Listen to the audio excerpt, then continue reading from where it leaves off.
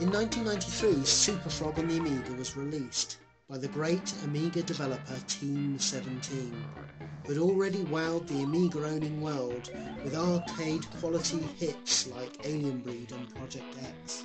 But what Amiga owners wanted more than anything back in 1993 was a half-decent platformer to beat Sonic and rub our Mega Drive owners' noses in it.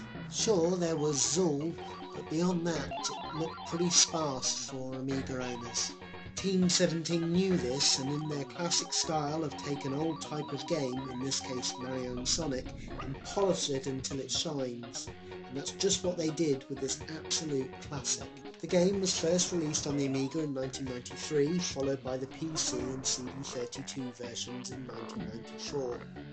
I've decided to play the Amiga CD32 version, as it has slightly better graphics, being AGA, and more importantly, the extra buttons of the control pad makes it an awful lot easier to play.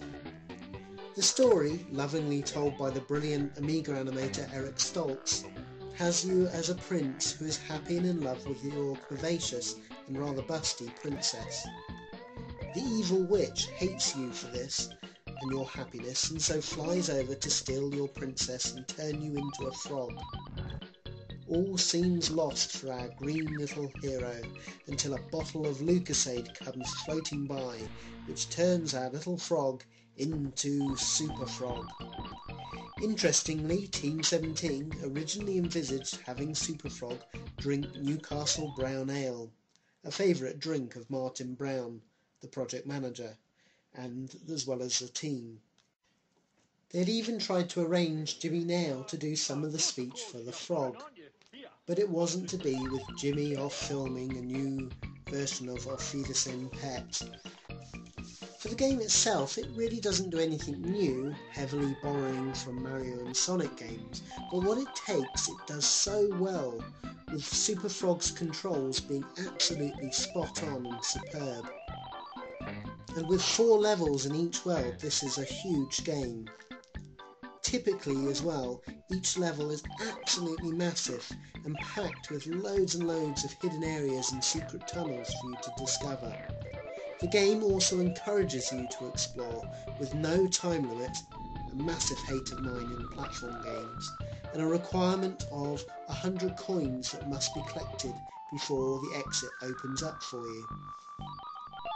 The game really balances well between the speedy sections of Sonic and the slow, more thoughtful sections of Mario, seamlessly switching between the two styles, like they were meant to be together. The worlds are also suitably diverse and interesting, taking you from the Magic Woods, the Witch's Castle, Funland, Egypt, Snow, and the Moon Base. And also on the way to the Moon Base there's an extra level called Project F, which is a great parody of the Project X shoot-'em-up that Team 17 previously released. Also, at the end of each level you are given a chance to win extra lives and points via a Fruit Machine bonus round. This is really well done, although it is rather harsh that it will only give you a level code, allowing you to start from that level again, if you get 3 Lucasades in a row. As well as the game, a special note should be made about the music, which was done by Alistair Brimble, and perfectly captures the mood and feel of each world. This really is, in my opinion, one of Alistair Brimble's greatest music in any of his video games. And when you consider his games he's done music for, that really is quite an accolade. I must confess, on picking up this game again, I was half expecting for it to be not as good as I remember and actually being disappointed.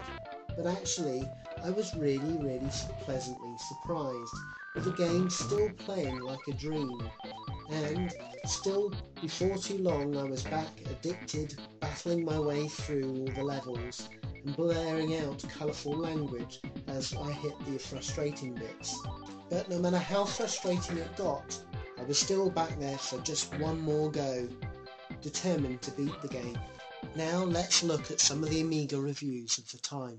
Amiga Action gave it 89%, saying there's some nice little touches in this, especially the gambling sections. An all-round good game. probably because it has its tongue firmly in its cheek. And who can complain about that? Amiga Computing gave it 93%, saying Team 17 have taken a bog standard platformer and enhanced it with superior graphics and sound and a massive dose of unsurpassed playability. This will be the platformer that all others will be judged against. CU Amiga gave it 89%, saying a soon-to-be milestone in the history of Amiga platformers. Amiga Power only gave it 78%, bearing in mind that's quite good for Amiga Power, saying the bottom line, this line's starting to get worn out, but SuperFrog's yet another fast and slick platformer for the Amiga.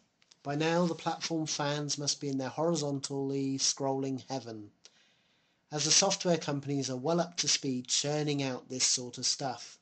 We end up calling cute platformer-esque romps. I just found this one, for all its speed, lacking in character and charm. You like platformers? Go for Arabian Nights instead. It's more fun, deeper and far more lovable. The One Amiga magazine gave it 93%, saying "Gumph!" That's my reaction to SuperFrog. I'm completely and utterly gobsmacked. With Team 17's impeccable track record, I was expecting SuperFrog to be well above par. But it's far more than that. It's breathtakingly good. Everything about the game, from the graphics and sound through to the control and the gameplay, has been honed and tweaked to gleaming perfection. As you'd expect from Team 17, the game is technically stunning, with the amphibian hero showing an incredible turn of speed. Well, I hope you enjoyed my retrospective on SuperFrog.